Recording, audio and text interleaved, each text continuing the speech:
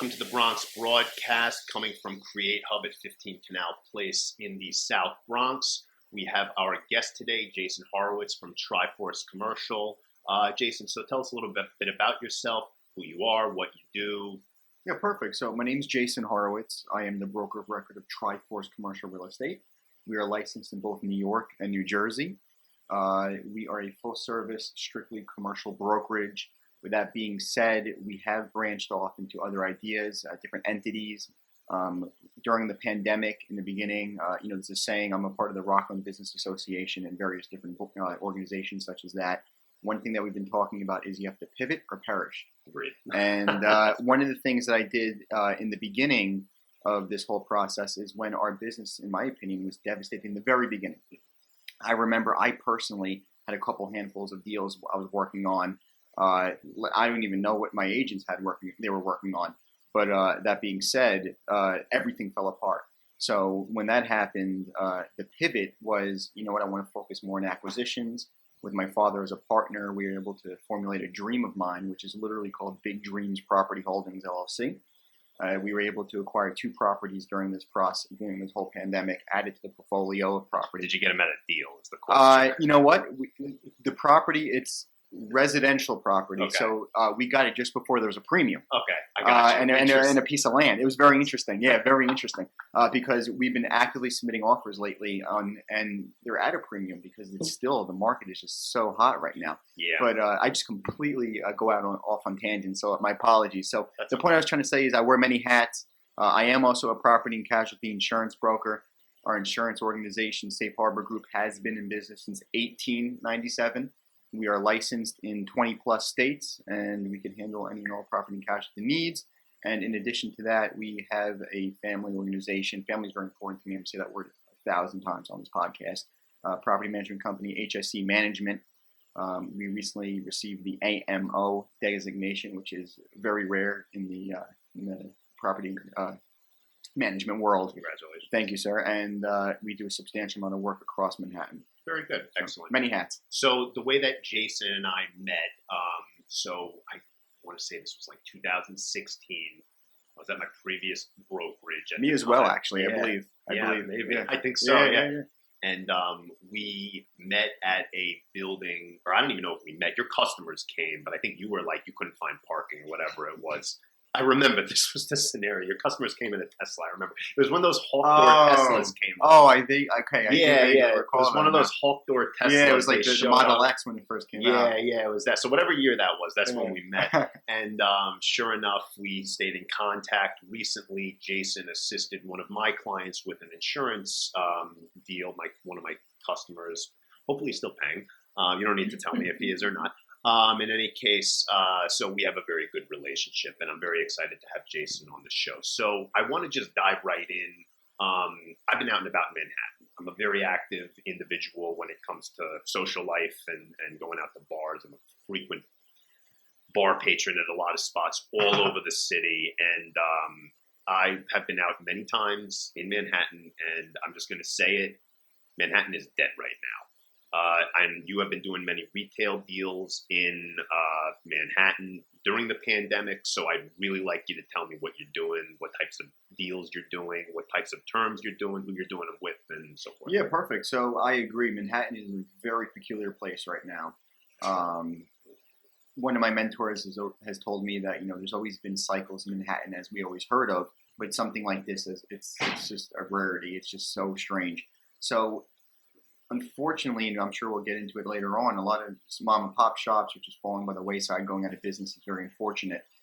Nowadays, especially Manhattan retail, you can't do the same cookie cutter thing. Yeah. You have to provide a unique experience or do a better job at doing something, because you just can't this particular, I'm not going to call it any industries because we want all mom and pops to do well, but there's certain industries where you have 5 of them on the same block, and you just can't do that nowadays. So, Definitely with sushi. I got to interject. So I used to live in Riverdale. Okay. I used to live in Riverdale on Johnson Avenue. On one block, there's 4 sushi spots. Yeah. And then my favorite one is like around the corner. So that's 5 sushi spots in like a 3-block radius. It's not sustainable. Yeah. It's not sustainable. But, I did a Medi Spa deal on West 57th Street, which I'm very excited about. Very interesting, unique business. doesn't require that much space, but the turnover and clientele, people coming and going, is very high. The cost of the various Botox and things that people are interested in, it makes it a sustainable, interesting business to be opening up. Yeah. And we actually did a 10-year term there. Oh, congratulations. Thank That's you. a good deal. I'm excited about that deal. Another deal I did, and this is during the pandemic. I think you said that, right? During the pandemic. During the pandemic. Exactly. So I picked up another property on the corner of Amsterdam and 181st in Washington Heights. This is actually this very interesting, useful information, and I know you would attest to this. And this is to all the other agents and brokers, whether they're experienced or inexperienced. But one thing I do is when I pick up a property is I do my market research. Mm-hmm. Some people might not even bother, but they might just go on LoopNet or something like that and say, oh, this is what everyone's asking, so I'm going to ask the same thing. Mm-hmm. But what I did is I took it a step further. I saw what everyone was asking, but I was also looking to see how long was it on the market for. Yeah. And what I did is during pandemic, picked up a property, found the proper price. Let's say the whole block, let's say, was asking like 120 to 150 a foot. I, based off of my unit, based off of my requirements and needs and my landlord's needs, etc., I was like, you know what? We're going to price this at $75 a foot. We're going to price this very aggressively. My building is going to do substantially well off of this. And all these people have it priced at 125, 150 a foot, and they're not even renting. Yeah, they're not getting looks. They're not even getting looks either. Yeah, so it's like, the funny thing is, it's like the cliche, like your mom would say, oh, if all your friends jumped off a bridge, would you do it as well? And this, in my perspective, is like this. I'm come up with weird little analogies in my head. I talk to myself and tell myself strange little things. But for example, is if all your broker friends priced a property, ridiculously high, are you going to price it ridiculously high as well? And my perspective is no, I will not do that. I'm going to do what's right. And I was able to get that spot rented from start to finish in like 3.5 months. Okay, that's really good. It's going to be a high-end, it's going to be like a Soho vibe tattoo parlor. Interesting. And it's going to be like an interesting perspective. There's going to be some fun things going on in there. I think event space and very creative environment, which I'm really excited to see, see through. And actually, I will be handling his insurance as well. So that's that. So I had 2 brokers call me talking about my pricing. And one of them took it one step further, kind of being a little obnoxious, saying like, you don't think you priced it a little low? And I was like, well, I'm the one who just made a deal. You've been on the market for like a year, pre-pandemic, can't get your space rented. And ironically, I just mentioned before we got in there, is on my way here, I actually just cashed that commission check. So I just cashed the commission check. He's still waiting to get an LOI. So you know what? I mean, who's doing the right, who's doing wrong? So it's interesting because I have a very different theory than you do. Obviously, This is the pandemic and things are a little bit different. I take the opposite approach. I shoot for the stars on everything, more or less. I negotiate from there. Ask for it all, negotiate from there. And my theory is when it comes to certain searches, such as like LoopNet or CoStar, this, that, and the other thing, and if you're in residential, Street Easy, people search price ranges, mm-hmm. which is very, very interesting.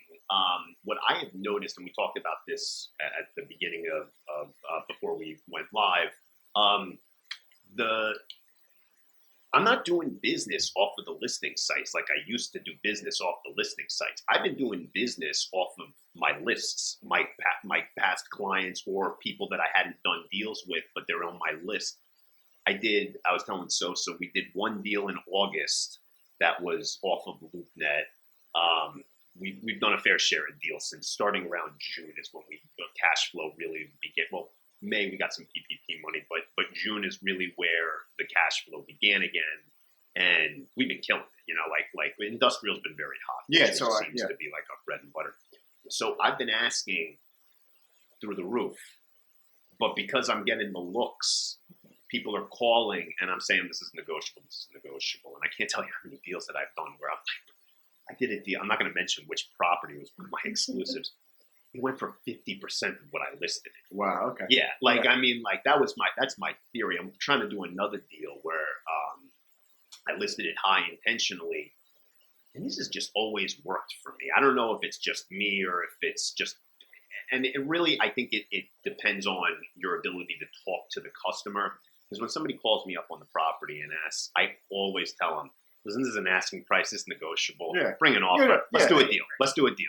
So I can get behind that. Yeah, I can get behind that. So I think it's also important to specify the type of commercial on the spectrum we're talking about. That's true. The point I'm trying to make is industrial is so high everywhere. Mm-hmm.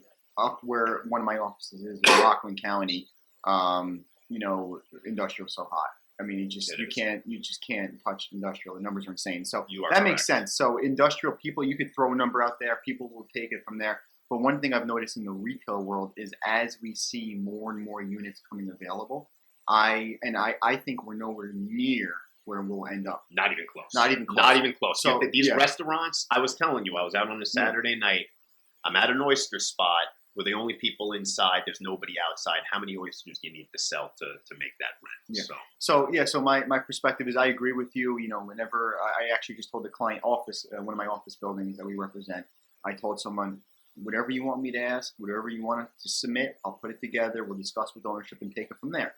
But in the retail world, it's very interesting. Really trying to be aggressive because I don't want to be drowned out in a pool of too many options.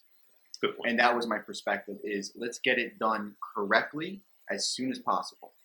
Because time is money, as you know. I think I've heard you say that. First and foremost, I am so impressed with everything you've been doing lately. Thank you very much. Especially since you went out on your own. Thank you kudos, props, etc. With the email blast, the Instagram, which I'm a big fan of. I fell off a little bit. You've been just a real life inspiration. So you really inspire me. It's been wonderful what you guys got going on. We got a good operation. You guys have a great operation. I can tell you have a great team as well. Thank you. So. Well, I appreciate it. All right, so let's get into topic number 1. Real estate dress code. Actually, this could go for all professional dress code. If you're in the professional world, this probably applies to you. I'm wearing a sports jacket, express shirt. These are Levi's black jeans. I'm wearing the Baby Yoda Superstars, if anybody wants to know. In any case, I used to wear a suit almost every day. Let's say 4 out of 5 days. Sosa can attest to it. I have worn a suit once since the pandemic. And I'll tell you my dress attires. If I have multiple showings in the day, I wear a button-down shirt with chinos. If I have one showing, it's a polo with jeans. And if I got no showings, I'm showing up in sweats. Yeah. And this has been a very consistent thing since the pandemic started. So I'm wondering if you have any input on how you've been dressing. So talking since you just broke down what you're doing, I was wearing a polo zip up on top. I had a peacoat I left in my car because it's getting a little warmer than it was earlier. I'm a big fan of Brooks Brothers polo. Yeah. They are totally going to make a comeback. I have so many of their shirts. All right, great. Yeah. So I'm such a fan of Brooks Brothers. I don't even know what kind of jeans I'm wearing, but I'm wearing Allen Edmond, dress shoes. But I think it's important. Yes, like you said, I used to wear a suit, not always a tie, but a suit every day. And one thing I've learned, especially lately, is depending on how I'm like moving and grooving on that day, you have to know your audience. So if I'm going to be, like, for example, if you're in some sort of industrial space and you're doing something like that, there's a chance you're going to get dirty because I know you go above and beyond for your clients, whereas myself and all the agents at Triforce do the same. So if I'm in a position where I'm going to be climbing up on a roof or doing something like that, I might wear, nicer sneakers. Or if there's a chance I could get very dirty, I used to get dress shirts all dirty and it's all frustrating. I'll wear, a little bit of a different shirt. So it depends on the asset type I'm looking at, and you have to know your audience. I've heard that. Yeah. I've definitely heard that. And when I was first in the industry, I'll just give you the first commercial brokerage that I worked for was a requirement that you wore a tie in the office. It was a requirement. I basically had that requirement as well. Yeah. And then on Friday, you didn't have to wear a tie, but you couldn't wear jeans. You couldn't wear anything like that. And I left them in 2014. And it was still the same dress code at that point. And it was mostly an industrial firm. And even after that, I was dealing with industrial clients. I'd come in suits. You get dirty, but I wore my knock around. Steve Madden's, it's like $50 or exactly. whatever. They look nice, but they can get dirty.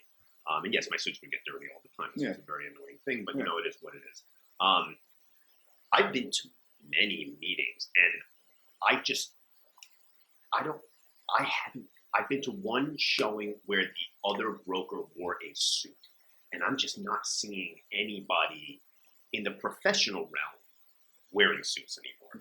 Very little. Yeah, I mean, they might put on their tie and a blazer for like a Zoom meeting, but that doesn't count. Like my dad does that. My dad's a judge. He has to like.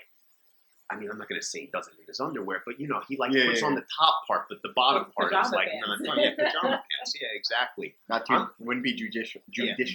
What I'm noticing, and this might be just because it's the pandemic and people aren't going into the office as much. I am just not seeing suits out there. I'm just not. Yeah, very little. It's like the level of dress has changed, and that's why a lot of certain businesses are going out of business or filing for bankruptcy. We mentioned that. Yeah, it's good to know that you're a fan of Brooks Brothers.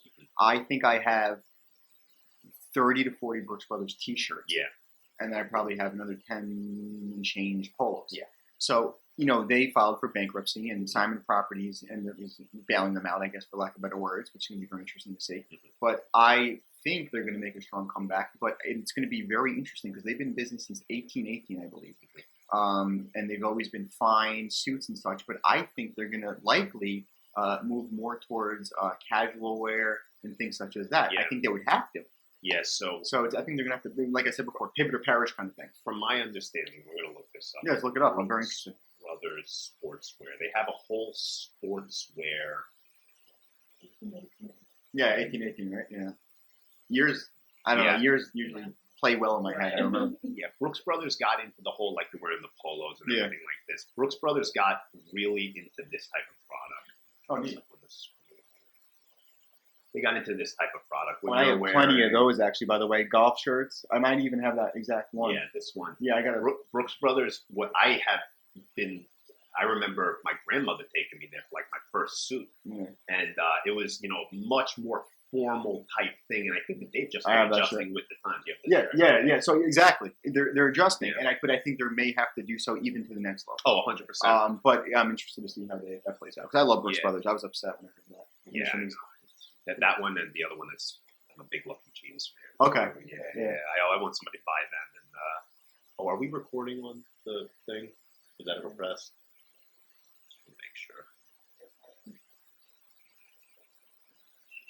I don't think we were recording. We're recording. Oops. There we go. What's on your phone? Right? Can you see it?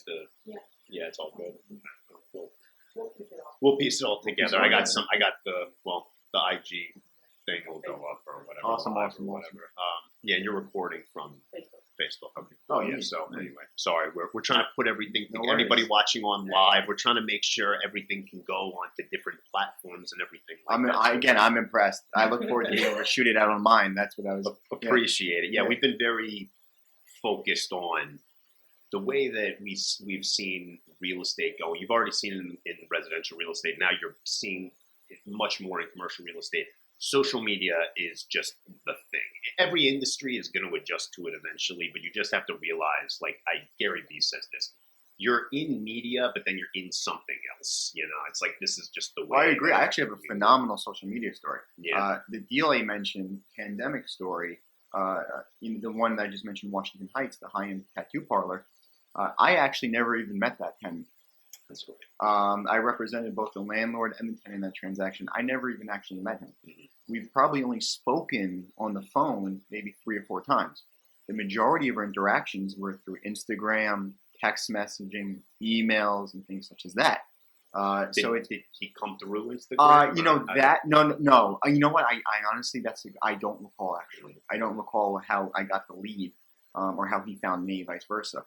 But I typically do, reach out to blast people that in the area, in the vicinity, and Instagram's a big platform that I absolutely adore. So I commend you on how well you've been doing with everything with Instagram and whatnot. I got to focus more on mine again because I started to fall off a little bit with the content. Yeah, but it's very important. The way that I look at it is, so Mark Zuckerberg years ago. Mark Zuckerberg, good for you, man. Like, I'm not gonna. My opinions of you don't really matter, but man, you got people glued to their phones. Yep. A couple of years ago, he wanted Facebook and Instagram. He said they were going to become television, and they did a Mets game on Facebook. That was like the first thing. This is a couple of years ago or whatever. And now with the kids, you're seeing it even more. People don't get me wrong. They watch TV. I mean, like they watch, real content they'll watch, but not with commercials or anything like that. The phone, especially Instagram stories, and if you're on TikTok or if you're any story process, Snapchat too, what's it called? That's become television. Most certainly has. Especially for the younger generation who's just going to lie on the couch. Have you ever downloaded TikTok before? I downloaded it. I've deleted it. I've downloaded it again. Yo, I had to delete it. Yeah, it's too ridiculous overall. I mean, there's some funny things, and there's actually some brokers that I know that are fairly active on it, and it's actually pretty neat how they handle it and go about it. But like overall, and it's just like, and I think it kind of just missed our generation. Yeah, I think it missed our generation. But like I've been on it. I've been like, you'll open it up, you're there for like 2 hours. Okay, so yeah, so it depends. Yeah. Yes, I that's never. What I meant. That's yeah, what okay. So I can see how you can get lost in it because I have done things like where it's like just ridiculous video after ridiculous video, and I love just mindless humor and things like that. So interestingly, TikTok, which is a Chinese company, the reason that TikTok is very addictive is because they take out something that all the social media platforms put in. There's no home screen. You go right to the video. You're in. You open the app. You know what? That's exactly right. And here's the other thing about TikTok: their algorithm is better. Whatever reason, their algorithm is dominant. I'm not a tech person, so like trying to explain algorithms. The content that comes up on TikTok keeps me more engaged than the content that comes up on Reels. Okay. That's what I'm trying to get at. If I somehow swipe onto that, I exit the app, reopen it again. I'm not really interested in that. Yeah, so in any case, I wanted to, since we're talking about social media and clothes, I think that as social media has become more pervasive in the real estate world, I think that has a lot to do with the adjustments in looks. People... Like I'm very into streetwear, and that's become very big. You look at Nike stock; it's through the roof. They're selling shoes like crazy. I mean, I'm a big Adidas fan. You should see my closet. What's it called? They're doing well. A lot of these streetwear brands that are now, because of the pandemic and everybody's not going to these formal meetings, they're kind of making their way into everyday life. So I'll give you an example with Adidas. Adidas has a section called Adidas Essentials.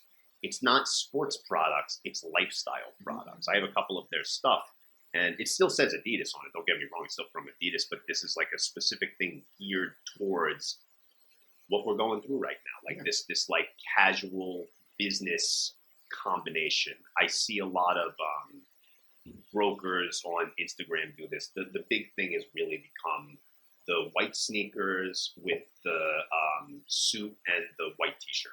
I see that so often now, or maybe a blazer. Yeah, I like the blazer idea with it. I like. Yeah, this isn't my idea. I totally took this from like everybody. I enjoy it. Very influenced by a lot of certain brokers in particular. Ryan Serkin. I like I can get behind that. He wears more suits than I do these days, but he does add in some casual aspects in there. He's selling to different types of clients than I am, so I think I can get away with being a little bit more casual. That's knowing your audience, like exactly. So, anyway, let's roll on to topic number 2. But before we do, I just want to point out to everybody. I know I bring this up on my Instagram all the time, but go get whenever my mouse comes here. There we go.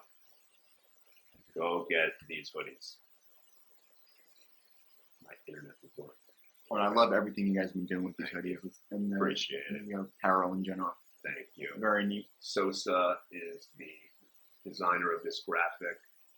And Swordell Bronx. Get yours now. Perfect for the holiday season. Perfect gift. And yeah, they are only $44.99. Free shipping. Comes right from Amazon. I mean, you can't do any better than this. You just click it on your phone. Go to SwordellBronx.com, get your merchandise. Don't forget to follow us on Instagram. Oh, yeah, that too.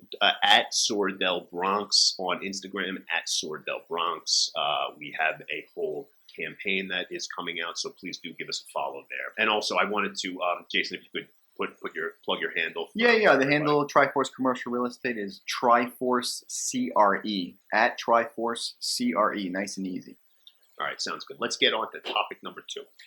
The Amazon effect. All right, so since the pandemic, everybody knows Amazon is through the roof and it's going to fill up their stock right now because it's freaking nuts. It bottomed in March, I think it's 1,600, and now it's at like 32, 31. 3187. Really good. You can see, I like the stock. Well, it opened. Why is this? All right, it's not getting bigger, but Control Plus, Yeah. Control Command Plus. Thank you. What would we do without you? Thank you, Sosa. You're welcome. All right, sweet. Much appreciated. All right, let's go year to date. Okay. Before the pandemic, 2155, dropped about 21%, give or take, bottomed at, I remember it being like 1,600 at some point. Anyway, it is trading at 3186. That is, since its bottom, so if you tasted the bottom, they're up 88%. Jeff Bezos, like the richest man in the world right now. Yep, literally. I buy from Amazon, but I'm disgusted with what is going on. Not only am I disgusted with the fact that they're just leveling small business, it's awful. Mm. This is what I really want to talk about. They have been leasing up warehouse space all throughout the New York City area. They got a big chunk in Hunts Point. They got a big operation center in Staten Island. I've seen deals on Traded, more and more Jeff Bezos. They did a deal up by me in Rockland County. In they Rockland. went a substantial amount. Yeah, so if anybody drives in the tri-state area, you'll notice that there's so many Amazon trucks, there's so many Amazon Sprinter vans, and they must have a deal with like UPS, because now I'm seeing Amazon UPS trucks. Yep. Like they're the UPS trucks, but they have Amazon Amazon logo. branding, right? Yeah, well, they must have had a deal with UPS. Buy these trucks, we're going to put the Yeah. brand on them, or whatever. Do you think that this is putting small businesses out, or do you think that it's putting the businesses out that refuse to adjust to 2020? I think it's most certainly a mix of both. I mean, here's the thing. Like, let's say there's a fun T-shirt that's right down the street. It could be really cold out. You go on Amazon, you could find a similar shirt. You don't even have to get off the couch. You're watching TV. You click buy, and now I'll have it like tomorrow, the day after. So, yes, I think it is drastically and greatly affecting small businesses. And most certainly, like I said in the beginning of the podcast, is you can't do the same cookie cutter thing anymore. Yeah. So you have to find a way to do something unique. But that's in either year 2020, 2021. You have to do something. You have to stick with the times. And I keep saying, and it's a saying that I first heard with the Rockland Business Association, is you have to pivot or perish. Yep. So you have to find a way to adapt and overcome externalities and take it from there. So yes, the answer is yeah. It's a mix. I don't know. I'm not really giving a straightforward answer, but it's definitely a mix for sure. So the way that I look at it is smart business people notice things in advance, and they either choose to change with the times, and this happens with musicians a lot. Like you hear music from a guy 20, like look at Kanye West. You hear like College Dropout is so different than the Jesus album he put out. You know, it's like night and day. But people still buy the Jesus album. He's adjusted his audience. He's consistently changed. I think that companies need to consistently change. Almost certainly. And I think that the ones that refuse to change are the ones that are being most certainly. out. You know, in grad school, there's a term for that, and it's literally What's the term? It's called you have to be dynamic and ongoing in nature. Yeah. So you have to adapt. You have to change, and you're 110% right. If you don't, you're going to get left behind. Yeah. So the companies that are doing well are the ones that realize, oh yeah, we can sell our stuff off Amazon. Mm-hmm. And I think that it would be smart to just shut down brick and mortar. So we have a family friend, actually he's up in Rockland County. Okay. Tool Nut, you know the business? You ever hear of them? Yeah. Like There's a Tool Nut in, I think, Putnam County. There we go. That's even further. That's actually extremely close. So my dad actually, the Bronx means a lot to me for a number of different reasons. Yeah. My family's been heavily involved in the Bronx. Whether growing up, my dad grew up in the projects in the Bronx by the Bronx Zoo. My family, whether real estate, insurance, property management, etc., the Bronx means a lot to me. We're a big supporter and heavily involved in the Highbridge Voices, which is a charity helping children with education through music and things such as that. Obviously, in the Highbridge section of the Bronx, we're going to be doing something for them this coming weekend. Anyways, I digress. You're talking about the yeah. So Tool Nut. So Tool Nut. So Yeah. Family friend. My dad moved up there. So, which is long story short. Family friend. My father and the guy who owns the place. They're like kindergarten. I always say I love the name. Yeah, right. Because there's like a logo of like a nut and bolt or something. Yeah, I know. I pass it all the time. I go to my grand. They got a big store up there. Yeah. The son is the person who kind of runs the show. The place isn't a retail spot anymore. It's a warehouse now. Oh, interesting. Distribution on the internet. They totally adjusted. They sell on all markets. They got a great website and everything like that. And they literally took their brick and mortar shop and turned it into a distribution center. And obviously, you can't do that with all brick and mortar shops. What I'm trying to get at is if you're selling a product, you don't need the brick and mortar anymore. And actually, you're losing money now on the brick and mortar. And that's my thing about why companies that didn't adjust are going out. Yeah, because I can get behind that. And any company can sell online. I don't care who you are. They sell. You can buy cars on Carvana. I know right. it's wild, like a car vending machine. Yeah, and I'm sure you've heard of Redfin and of course like that. You know, these new businesses. Redfin, for any of you that don't know, you can buy houses online. You don't even need to see them. You can buy houses online. That's scary to me. Yeah, it's weird. hey Alexa, buy me a house. Yeah, right. Be careful. Yeah, right. It just happened. Yeah. I know. Or someone's Alexa somewhere just bought a house. Someone just bought a house without even knowing. That's really funny. In any case, going back to the Amazon thing, the companies that are not willing to adjust to the new tech world are the ones getting left behind.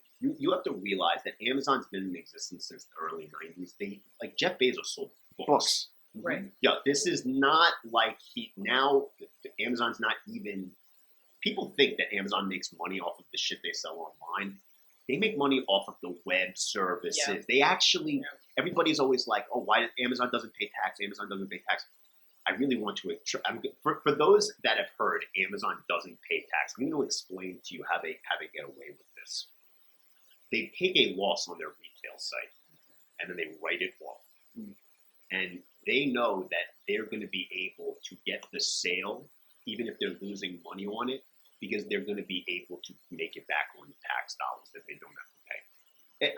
I'm giving a very basic explanation about it. There's a very basic explanation as to how this works. That's why you can always get your products cheaper on Amazon. The thing is Jeff Bezos did not start that way. Him and Mackenzie Bezos, they apparently drove. He had a very good job or whatever, and drove out to sell books on the internet. Yeah, something like that. Yeah, finance or something like that. I think they met at work, actually. Oh, that's... Yeah, I believe they met at work. I would say that would be inspiring and cute, but a couple of years ago, he got divorced. But Well, I think they're on good terms. Though, you know, it does seem like they're good. And she is, the wealthiest lady in the world, I think. Indeed. She's giving a large portion, which I respect immensely. Oh yeah, absolutely. She owns a portion of Amazon. She's got no voting rights or something. Something like that. She gave all the rights away as long as I get a piece of it or whatever. It's all good. In any case, you see Amazon's adjustments over 25 years, and especially during the tech bubble when their stock crashed and everything like that, they survived. Mm-hmm. I think that the businesses that are being put out by these big giants are the ones that just didn't. No, I could definitely get behind that. I can definitely agree. Not every business. And here's an example of it wouldn't be every business. For example, one thing I kind of miss is craftsmanship. Yeah. Where fine, I'm just thinking of a random thing like a chair. Right. Just a fine, special crafted chair, a delicate chair, or something like that. Now you could be, I can, go on Amazon and get a $15 chair. Yeah. It might break, but I'll just go on Amazon again and buy another one. Yes. So, certain workmanship and things like that. The thing is that the advertisement, I feel like that your buyer is a different buyer. True. 100%. 110%. Someone like you and me, I'm 29, everything. Yo, I mean, if you think about it, if you go to my apartment, I can move out tomorrow. I got nothing I need to take with me. You might as well just leave it. I mean, that's the beauty of being a millennial. The concept of I tried to explain this to my mom. The concept of money to millennials is a number on a screen. That's true. It's not cash. It's not the concept of an object that has value, fiat money, gold, whatever. It's literally a number on a screen. Number on a screen. It's been it does cash anymore. No, I know. It's actually, ironically, it's funny you just mentioned that because I was having a lunch meeting yesterday, and I have some cash on me, but I felt I had too much cash on me. So I was like, hey, can I Venmo you? I'm sorry, can you Venmo me for this cash? And it was like I used them as an ATM, and it was just really funny. Like, and I've done that in a couple of different scenarios, but it also hurts me because speaking like you're really into like social life and things like that, bars and whatnot. I remember like before a pandemic, especially when there was covers and such, I would sometimes find myself like, oh man, I didn't expect the cover to be that high. And I'll be online, hey, can I Venmo somebody for some cash? And like just trying to. So I've been in that position. That's so funny. Yeah. So covers might be tough, but when it comes to bars and stuff like that and virtual cash, and this is totally going to be where everything goes. I'm going to name a couple music venues. Maybe you've been. You ever been to Mirage? Of course, Brooklyn Mirage. Oh yeah. Dude, this is what they do, and I've been to a couple music festivals where they do this. You like scan your card at the beginning of the thing on a bracelet. Yeah. Oh my god. Yeah. It's like $30 a beer too, by the way. Yeah, like it's mind blowing. And that's how they get you though, because you just keep putting money on. That's how they get you. But what I'm getting at is there's no lines, there's no change, there's no exchange of cash. That's a great concept. Now, obviously, that's for a music venue, so it might be a little bit more, but I could see that happening with bars, like kiosks at the front where like you put your phone in like preloaded or whatever. Preloaded. Yeah, that's like great. I love Mirage. Mirage is such a great concept. Love that. Great spot. During the summer. Oh my god, yeah. Oh yeah. I was downstairs at the coffee shop, like reminiscing. I'm friendly with the people downstairs that work at the coffee shop. Like reminiscing of all these spots we used to go out to. Oh man, I know. I speaking of places, and unfortunately it shut down. Was I can't believe I'm drawing a blank right now. Output. Yeah, I love that. Yeah, I mean, I remember. I swear, like one of the top 3 best days of my life. I was with some of my boys on a rooftop having a drink, beautiful like sunset at Output. It was just gorgeous. Output's great because at the Output's not there anymore. But when they had that outside thing, they had. I remember it was like a wooden kind of valley, kind of outdoor. It was very. I don't even know how to word it. Very. I don't know how to word it. And you have like a gorgeous view of William Vale. Oh my gosh. Yeah. So I know you could appreciate buildings and architecture. Oh yeah, absolutely. So the William Vale. Anybody watching? I just saw. You know, there's an ice skating rink that they have at the William Vale. I don't think I knew that. I just found this out like yesterday. That's I crazy. followed something on Instagram. So like anybody who wants to go ice skating. Oh, that's interesting. Yeah. So anyway, it's still running on time. Awesome. Great. Let's get into topic number 3. Cool. We do have time. A lot of real estate people watch my channel. We're young people. I'm 29. You're 28. Okay. I turned 29 in February. We both run our own shows. I'd say it's very easy to do. If you have the license to do it, it's just incredibly easy to do with the tech. How do you like running the show as a young person? Yeah, so Tell me about your experience. Yeah, so my experience overall is, I'm going to dissect my responsibilities, table some of them, not even address them. What I will address is myself. And with the running with the Instagram and whatnot, I've been promoting not just myself. I'm going to have to bring that back onto the table. I have been, I promote, of course, all my own things, but I also promote all of my agents because listen, I want everyone to do well. When everyone does well, it makes things easier for me. They make money, you make money. Yeah, exactly. if the business makes money, and then I don't have to worry about certain things, I could focus on my deals and things such as that. But running the show, it's interesting being an independent contractor overall, being able to make your own schedule. Some people would say, "Oh, I love how it's a double-edged sword." People say, "I love how you're able to make your own schedule. You can do whatever you want." Well, in my opinion, I'm what I would consider a workaholic, good, bad, or indifferent. I work 24/7, 365, but I like that because what I could do is the smarter, and this goes back to what I was saying before. The mentality back in the day was work hard, work hard, work hard. If you work smarter, I think that's more important. But if you work really hard by working smartly, like I was saying off air, I think it's a lot better off air, was, it's just what you could accomplish is unreal. Yes, so I'm going to comment on your line. Yeah. It's better to work smarter than harder, but it's better to work smarter and harder. And harder, yes. And yes. Let me tell you, because I try to work smartly. Yeah. I was telling Sosa, actually, I think I was telling you. I used to cold call like a mother. I mean, I was on the phone and I was saying I could blitz. Like if I had a list, I could blitz out calls. I mean, I had with everything going on. Now everything's on autopilot, quite frankly, and I like it better that way. Now I do have to keep up with the autopilot aspect, and when I'm saying autopilot, I'm talking like internet listings, email blasts, the Instagram. Instagram's on pause, like later gram, if anybody's familiar with that. I really like it, and I don't feel like I'm working. I never feel like I'm working. I mean, I've never really felt like I'm working, kind of like as a real estate broker. And I really don't feel like I'm working. I'm kind of just like going through my day because everything's kind of on auto now. I need to take a page out of your book. Yeah. I look forward to having further conversations because, like I said, everything that you've been doing inspires me. I think it's going to help me be able to work smarter. Just for the time, solve the tech, Yeah, and I agree. I keep pushing the tech aspect, but of course, there's always ways to embrace it further. 100%. And I see what you guys are doing. And I'm like, wow, like I could do that differently, I could do this differently, I could be efficient more here, then I could designate more time for that. So it's just, again, I'm very proud and I'm appreciative. I appreciate it. I want to just continue about being young and running. So running the show, There's a lot of. I'm not an ageist, I swear to God. But like when I was younger, I mean, like older people were dicks to me. I mean, forget about it. Like I still am I don't want to say talking down to because like I'm 29 now, so I'm not. Like, I know exactly what you're saying. 23, 24 was like different. Yeah.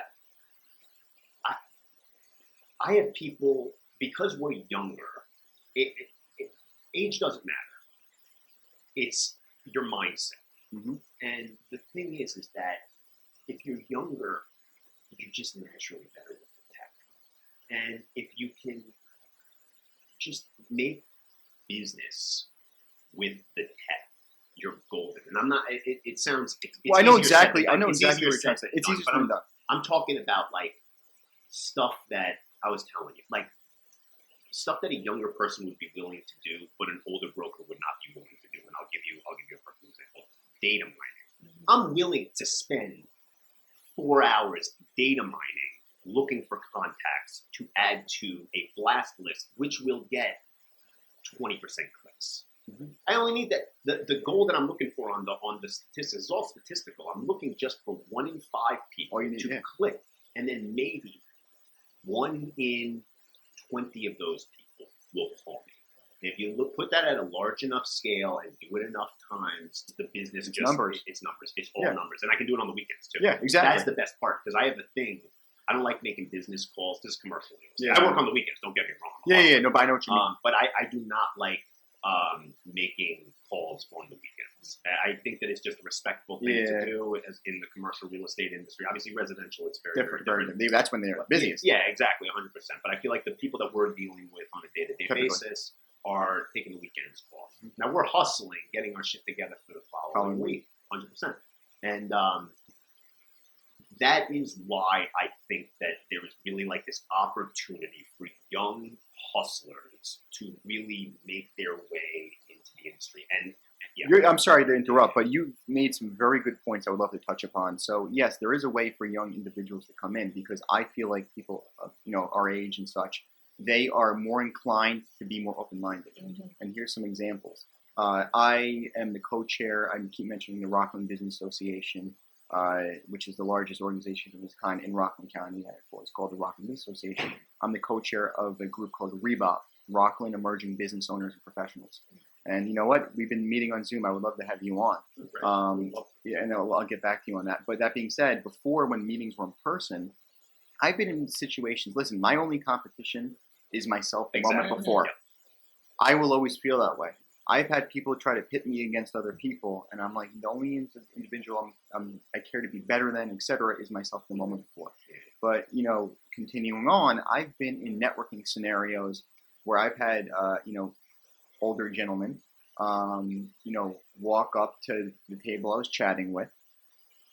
First off, the guy, no offense to the individual, but offense, I guess, because I took offense to what I'm about to say. I was clearly more successful than the individual. Yeah. Not that it's a competition. No, of course. Not that it's a competition. But the guy said hello to every single person, looked right through me, ignored me, gave everyone a business card, ignored me, and then walked off. And it was literally just like, how could you be so disrespectful? I am so excited you brought up the business card thing because I hate those types of people. You can tell he's a rookie in a networking thing because people that give everybody their business card without really like having a full conversation. Those are the losers. Those are the losers. So this is on my reels. I had my first broker told me, treat your business card like a $5 bill. Treat it like a $5 bill. It's not worth that much, but it has some value to it. So you don't just want to give it to anybody.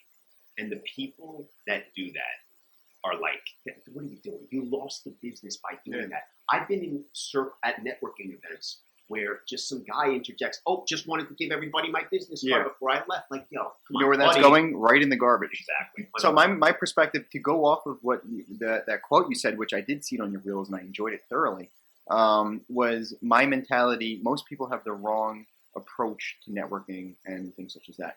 My perspective is, most people say, how many business cards can I give out? Yeah. My perspective is, how many meaningful relationships can I establish? Agreed. And if I could establish one meaningful relationship, that's that. And like, maybe no business will come out of it, but look at it now. Like, we met in 2016, 2017. Nothing came out of that moment. Nope. But you never know. We always stayed in touch. For example, I remember I had an extra ticket to the Yankee game. Come on board. We had a good time. Great time. It was a we great went to time. Phillies. That was a great time. Yeah, exactly. So we went to Billy's. It was a great time. Great I time. loved it. I had never been there before. Oh, that's right. Yeah, it was the the first time. time. I love Billy's. But that being said, you never know, and I feel like you plant a seed now, and a relationship develops. And look, you asked me to be your second guest, which I'm very grateful for. And of course. But 3-4 years ago, you saying you had a podcast, and one of my friends and I, we started a podcast, Property Hub. We have to work together on that. And again, you guys are just inspiring with what you got going on. But it's just, you never know what's going to happen. Yeah. Most brokers, in my opinion, for example, the situation when our paths first crossed, like, oh, you didn't give me an offer, so screw you. That's it. I'm moving on to the next thing. Yeah. But you never know what's going to happen in the future, and I think that's what's most important. Absolutely. And I think the younger generation, bringing it circling back around, I think younger generation, they're more willing to be open to things like that. Overall, some of them need to kind of get their ducks in a row and understand and grow up a little bit more and say, you know what, things don't happen overnight. But the people who can, they're more open and say, like, I can learn anything from anyone. Yeah. Whether it's the CEO or the janitor, anyone could teach you something. Yeah. And that's my mentality going to every situation. That's great. Let me ask you something. Since we're on young people in real estate, we're in the middle of a pandemic or whatever's going on. Is right now a good time to get to the real estate industry as a realtor?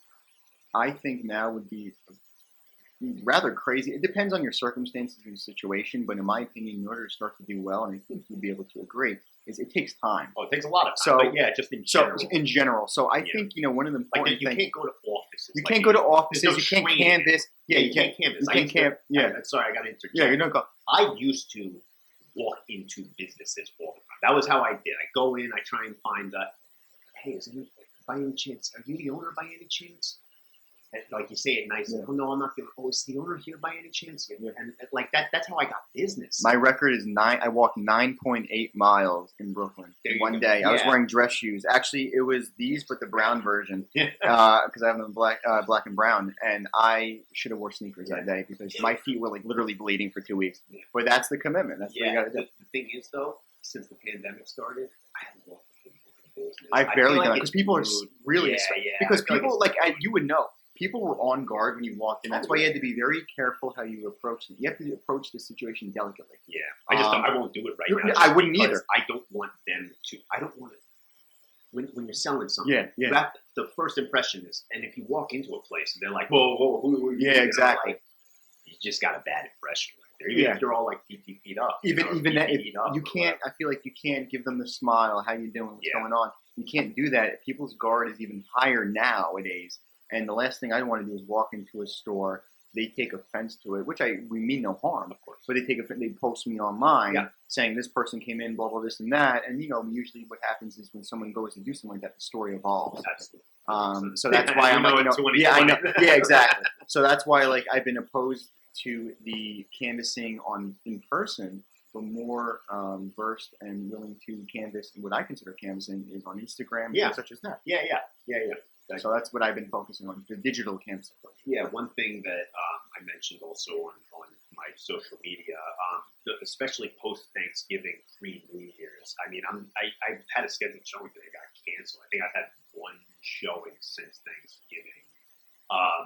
This is the slow period. Time to hit the phones. Time to start marketing a little bit more, or emailing or however you get Instagram. Or Exactly. you Yeah, get I'm business. preparing for 2021 now. Yeah, prepare for 2021. The deals, the relationships you create in December are the deals you do in January, February. So that's how how it's going to get your year started. So in any case, I'm very glad that we touched on the young real estate thing. I think that really, and once again, you need a broker's license to even go off on your own. So you're going to have to start under somebody's wing as like a younger real estate agent. But I think that right now is the best time it has ever been to start your own business in real estate. Yeah. And if you're experienced in real estate, well, you have to like have you a said, license. of course, like you said, you can't do it exactly for 2 years legally. Like okay, I mean, you know, okay. yeah, Then you so, know what? I may have even misinterpreted in the beginning. Did you mean going off on your own during the pandemic, or just becoming no, an just agent? becoming an agent. Okay, I was talking about just okay, becoming an okay. So agent. just Yeah, becoming that an was the question. agent. That was the question. Yeah, so I interpreted correctly. Yeah. I think that would be a rough time because Yeah. you can't really do what you have to do. No, I'm Going- talking about right now. I'm not talking about pandemic. I'm talking about 2020 tech wise. Oh, right okay. Now is From the that best aspect, time to there's never start. been a better time, in my opinion. It is so easy to start an LLC. Yeah. People think that it's like this whole complex thing. No, yes, it's you do. reasonable. It does cost in New York State. It costs a little bit more because you have to post in certain. You're going to post it newspapers exactly. and Yeah, whatnot. whatever. Which that's where like the real cost is. But besides that, if you got like $700-800 or something, you can make like it that, happen. You can easily make it happen. You no can make it problem. happen. Yeah. No, my apologies for misinterpreting originally. But No, I you agree. didn't misinterpret it. Yeah. You absolutely answered correctly. I just think that it was always a goal of mine. The way that I got started in real estate, I was a junior in college, and I was a frat boy, and my dad's like, "What are you doing?" Whatever.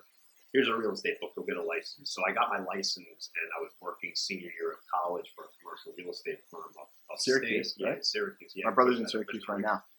Well, I don't know how it is now, but Yeah, it's I had a great time at Syracuse. I'm not gonna lie. Anybody that's watching that was in Teak with me, all right, let's go. In any case, what is it? In upstate New York. I totally lost no worries. But I think In any case, it's now the best time to not remember. It's the best time in 2020 tech wise where you can really start your own business. There's younger people are better with the tech, and because like I don't know, I have a couple signs up here. I get no sign calls, like I get most of my stuff off the internet. It's internet, it's like it's internet a good posting mix for and me stuff. because we do, it depends. You got a lot of retail. We have a lot of stuff, retail, yeah. and it also depends on the market because we're in several different markets. In Manhattan, retail, we'll get calls off the signs. 100%, yeah. But we're also in the suburbs. So, if we're in a really highly trafficked corner location, we're going to get some calls. Yeah, off that side. So yeah. It depends. That's the product that Yeah. you're dealing with. Yeah. The product I'm It's dealing different, with. very yeah, different. I mean, like I'm dealing with in these IBZ zones, these Yeah. industrial business zones. And where then some of it's them could be like off in the middle of yeah, nowhere yeah. and whatnot. Yeah. So I get the people that I deal with are looking already, and they're not just browsing by. Yeah. I feel like that's a lot of the clientele that I deal with. All right, so we are coming to our conclusion. We always like to ask our guests. We call it the "If I Were Mayor" section. We don't talk politics on this thing. We just talk policy. If you could come up with one policy, if you were mayor, this doesn't necessarily have to be for New York City. It could be just to make the general life better. What is a policy that you would instill to kind of help with what's going on? one thing I would like to try to do, I think, is find a way to help the landlords in a different way to provide. There's been various different talks of stimulus for different kinds of, tenants, for employees, or working people in general. But one thing I would like to see is if there was a way to influx money into the way, because most people, in my opinion, interpret landlords as money hungry, bad people. But most landlords aren't institutional investors. They're mom and pops who save all their money to buy a building and do what they can to make ends meet, and that's their form of income. And a lot of them are distressed, tired, etc. But I think it would be neat if there was a way to, as whatever mayoral status I'm able to do with my friends, wherever they may be, up in higher up positions, find a way to invest money back into the community, improve the aesthetics, improve buildings overall, make it a more fun and exciting environment. Aesthetics is very important. Yeah. Aesthetics is very So important. find a way to do something like that, because right now, I'm not saying there's anything wrong with this, but there's people who I know taking advantage, tenants taking advantage of landlords, and and tenants getting away with it. And I'm not saying that there aren't people hurting. There most certainly are, and I feel for them immensely. But there are people taking advantage. But the thing is, people are saying, "What about the tenants? What about the tenants?" But what about the landlord who can't afford to pay his mortgage now, and he needs to fight with his bank to try to find a way to make things happen? So, like we said earlier, due to this whole pandemic thing, the dust hasn't even remotely settled. Yeah. So right now they're just rolling out this vaccine. Yeah, they're just rolling back, but they're pushing back evictions and things like that, and pushing back, things like that. So I think they're. Oh, that's what I thought you meant. No. But that is basically what I'm saying, though. And I think a policy I would try to do is try to improve the neighborhood overall, and things such as that to make it a more fun, exciting environment. That's very important. I agree. I think that there can be a lot of things that can go. One thing about New York City that's great is the whole park aspect of things. They really create an aesthetic, pleasing feel. And I think I like this whole idea about aesthetics, fixing facades, fixing graffiti.